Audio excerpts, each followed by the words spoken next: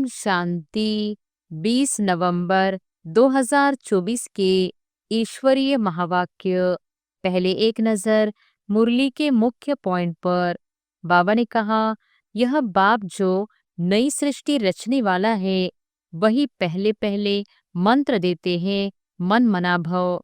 इसका नाम ही है वशीकरण मंत्र, अर्थात माया पर जीत पाने का मंत्र। अभी तो कितने ढेर धर्म है, फिर यह सब नहीं रहेंगे। यह है बाबा का प्लान।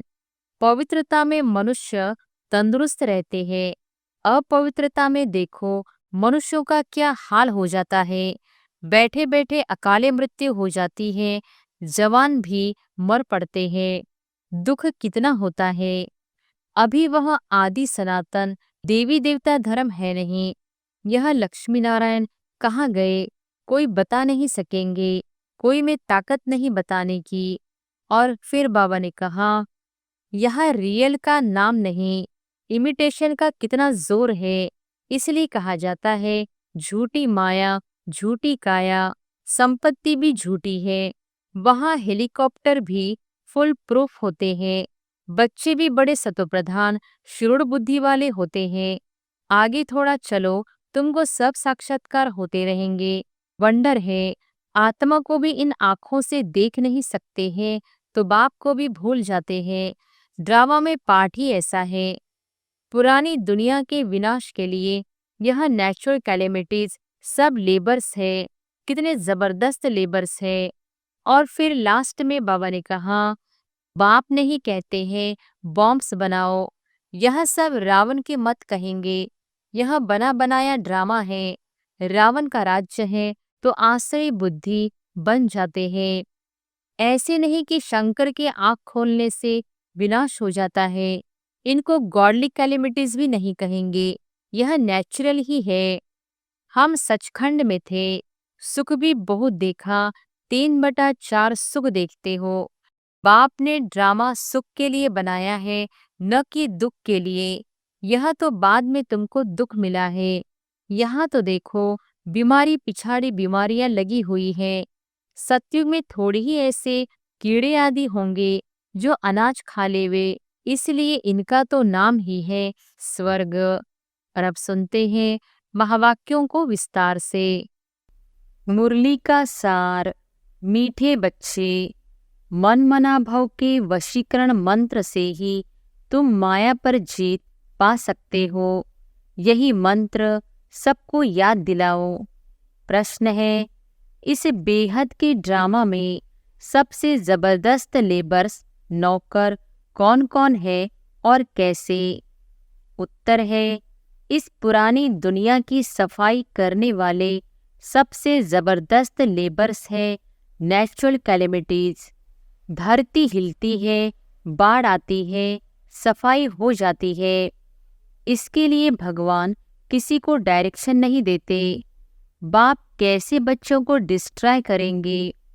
यह तो ड्रामा में पार्ट है। रावण का राज्य है ना, इसे गॉडली कैलेमिटीज नहीं कहेंगे। ओम शांति। बाप ही बच्चों को समझाते हैं, बच्चे मन मना भव। ऐसे नहीं कि बच्चे बैठ बाप को समझा सकते।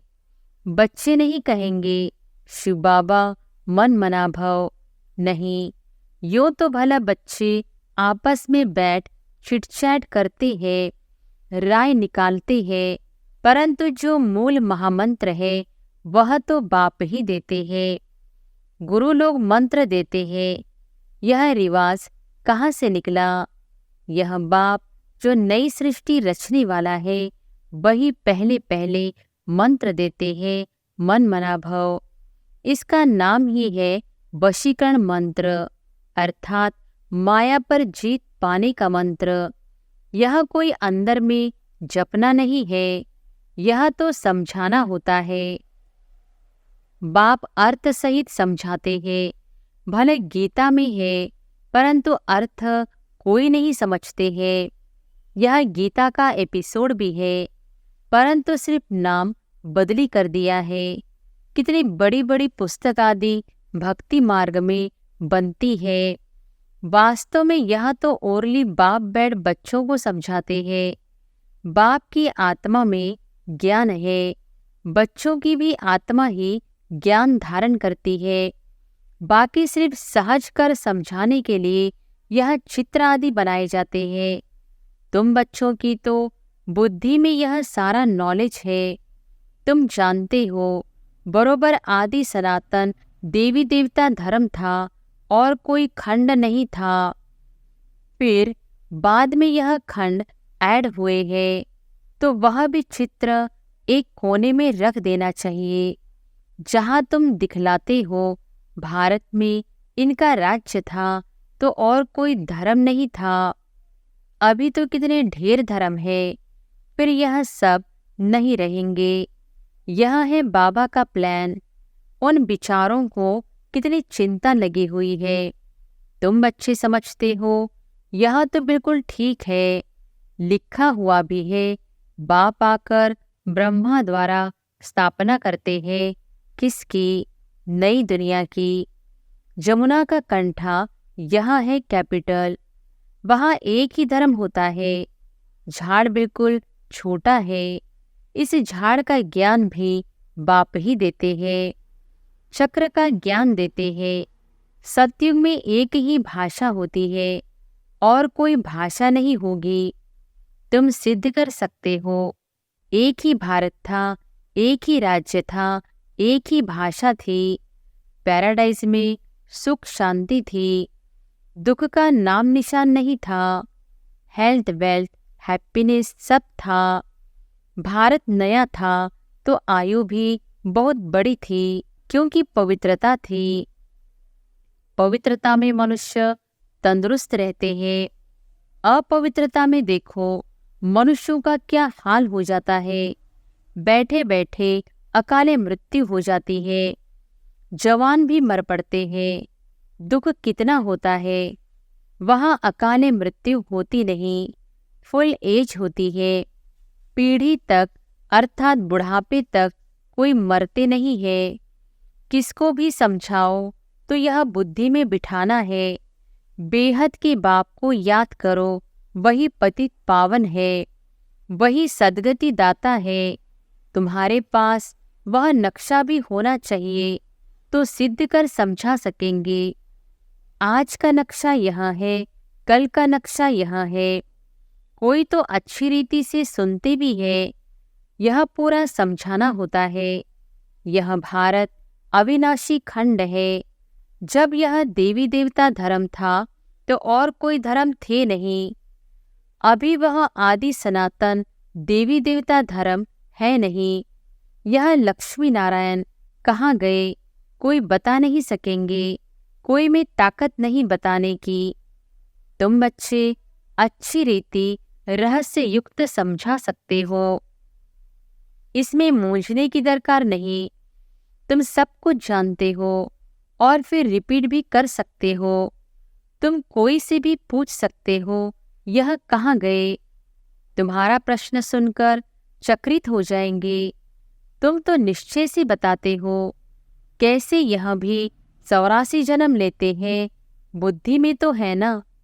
तुम झट कहेंगे, सतयुग नई दुनिया में हमारा राज्य था। एक ही आदि सनातन देवी देवता धर्म था, दूसरा कोई धर्म नहीं था। एवरीथिंग न्यू, हर एक चीज सतोप्रधान होती है। सोना भी कितना अथाह होता है, कितना सहज निकलता होगा, जो फिर ईंटें मकान आदि बनाते होंगे। वहाँ तो सब कुछ सोने का होता है। खानियाँ सब नई होंगी ना। इमिटेशन तो निकालेंगे नहीं, जबकि रियल बहुत है। यहाँ रियल का नाम नहीं, इमिटेशन का कितना जोर है। इसलिए कहा जाता है, झूठी माया झूठी काया। संपत्ति भी झूठी है। हीरे मोती ऐसे ऐसी किस्म के निकलते हैं, जो पता भी नहीं पड़ सकता कि सच्चा है या झूठा है। शो इतना होता है जो परख नहीं सकते हैं, झूठा है व सच्चा। वहाँ तो यह झूठी चीजें आदि होती नहीं। विनाश होता है तो सब धरती में चले जाते हैं।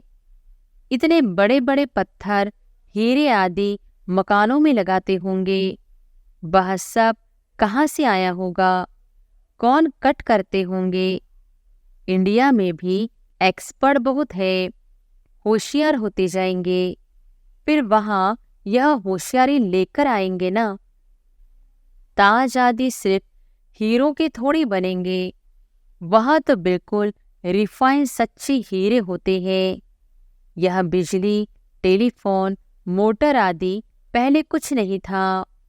बाबा की इस लाइफ के अंदर ही क्या क्या निकला है। 100 वर्ष हुए हैं जो यह सब निकले हैं। वहाँ तो बड़े एक्सपर्ट होते हैं, अभी तक सीखते रहते हैं, होशियार होते रहते हैं।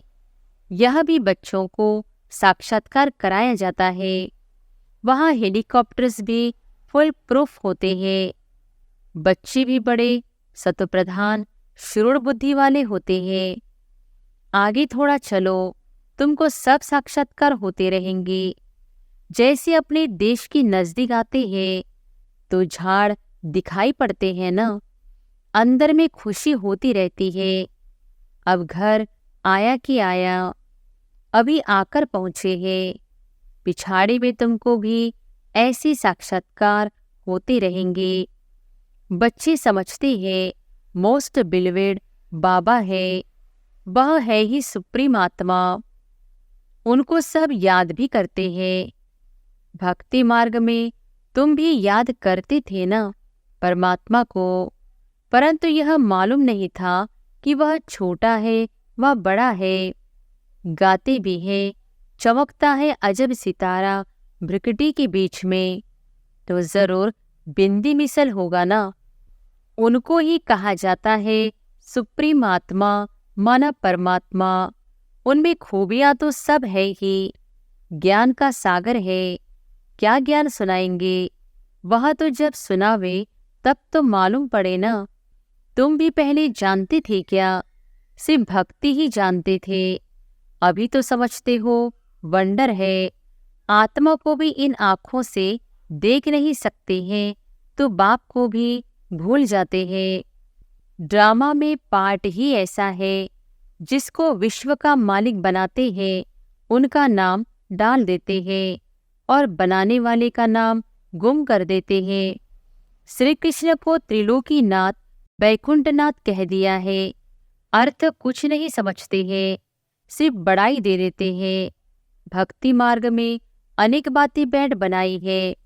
कहते हैं भगवान में इतनी ताकत है, वह हजारों सूर्य से तेज है, सबको भस्म कर सकते हैं। ऐसी ऐसी बातें बना दी है। बाप कहते हैं मैं बच्चों को जलाऊंगा कैसे? यह तो हो नहीं सकता। बच्चों को बाप डिस्ट्रॉय करेंगे क्या? नहीं, यह तो ड्रामा में पार्ट है। पुरानी दुनिया खत्म होनी है। पुरानी दुनिया के विनाश के लिए यह नेचुरल कैलेमिटीज सब लेबर्स है। कितने जबरदस्त लेबर्स! ऐसे नहीं कि उन्हों को बाप का डायरेक्शन है कि विनाश करो, नहीं। तूफान लगते हैं, फेमन होता है। भगवान कहते हैं क्या यह करो? कभी नहीं। यह तो ड्रामा में पार्ट है। बाप नहीं कहते हैं बॉम्ब्स बनाओ, यह सब रावण की मत कहेंगे। यह बना बनाया ड्रामा है। रावण का राज्य है तो आसुरी बुद्धि बन जाते हैं। कितने मरते हैं, आखिरी में सब जला देंगे। यह बना बनाया खेल है जो रिपीट होता है। बाकी ऐसे नहीं कि शंकर के आँख खोलने से विनाश हो जाता है। इनको गॉडली कैलेमिटीज भी नहीं कहेंगे, यह नेचुरल ही है। अब बाप तुम बच्चों को श्रीमत दे रहे हैं, कोई को दुख आदि देने की बात ही नहीं। बाप तो है ही सुख का रास्ता बताने वाला। ड्रामा प्लान अनुसार मकान पुराना होता ही जाएगा। बाप भी कहते हैं यह सारी दुनिया पुरानी हो गई है, यह खलास होनी चाहिए। आपस में लड़ते देखो कैसे हैं, आसुरी बुद्धि है ना। जब ईश्वरीय बुद्धि है तो कोई भी मारने आदि की बात नहीं। बाप कहते हैं, मैं तो सबका बाप हूँ, हमारा सब पर प्यार है। बाबा देखते यहाँ है, फिर अनन्य बच्चों तरफ ही नजर जाती है, जो बाप को बहुत प्रेम से याद करते हैं, सर्विस भी करते हैं। यहाँ बैठे बाप की नज़र सर्विसेबल बच्चों तरफ चली जाती है। कभी देहरादून, कभी मेर, कभी दिल्ली। जो बच्चे मुझे याद करते हैं, मैं भी उन्हों को याद करता हूँ। जो मुझे नहीं भी याद करते हैं, तो भी मैं सबको याद करता हूँ, क्योंकि मुझे तो सबको ले जाना है ना। हाँ, जब मेरे द्वारा सृष्टि चक्र की नॉलेज को समझते हैं नंबरवार, वह फिर ऊंच पद पाएंगे। यह बेहद की बातें हैं। वह टीचर आदि होते हैं हद के, यह है बेहद का। तो बच्चों के अंदर में कितनी खुशी होनी चाहिए। बाप कहते हैं, सबका पाठ एक जैसा नहीं हो सकता है। इनका तो पाठ था, परंतु फॉलो करने वाले कोर्टों में कोई निकले। कहते हैं, बाबा हम 7 दिन का बच्चा हूँ, 1 दिन का बच्चा हूँ, तो पुंगरे ठहरे ना। तो बाप हर बात समझाते रहते हैं। नदी भी बरोबर पार कर आए थे। बाबा के आने से ही ज्ञान शुरू हुआ है। उनकी कितनी महिमा है। वह गीता के अध्याय तो तुमने जन्म जन्मांतर कितने बार पढ़े होंगे। फर्क देखो कितना है। कहाँ श्री कृष्ण भगवानो वॉच, कहाँ शिव परमात्मा वॉच। रात दिन का फर्क है। तुम्हारी बुद्धि में अब है, हम सचखंड में थे, सुख भी बहुत देखा। 3/4 सुख देखते हो। बाप ने ड्रामा सुख के लिए बनाया है, न कि दुख के लिए। यह तो बाद में तुमको दुख मिला है। लड़ाई तो इतनी जल्दी लग नहीं सकती। तुमको बहुत सुख मिलता है। आधा आधा हो तो भी इतना मजा न रहे। 3,500 वर्ष तो कोई लड़ाई नहीं, बीमारी आदि नहीं।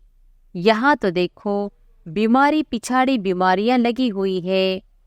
सतयुग में थोड़ी ही ऐसे कीड़े आदि होंगे जो अनाज खा लेंगे, इसलिए उनका तो नाम ही है स्वर्ग। तो वर्ल्ड का नक्शा भी तुमको दिखाना चाहिए, तब समझ सकेंगे। असल में भारत यह था और कोई धर्म था नहीं। फिर नंबरवार धर्म स्थापन करने वाले आते हैं। अभी तुम बच्चों को वर्ल्ड की हिस्ट्री ज्योग्राफी का मालूम है। तुम्हारे सिवाय बाकी सब तो कह देंगे नेति नेति, हम बाप को नहीं जानते हैं।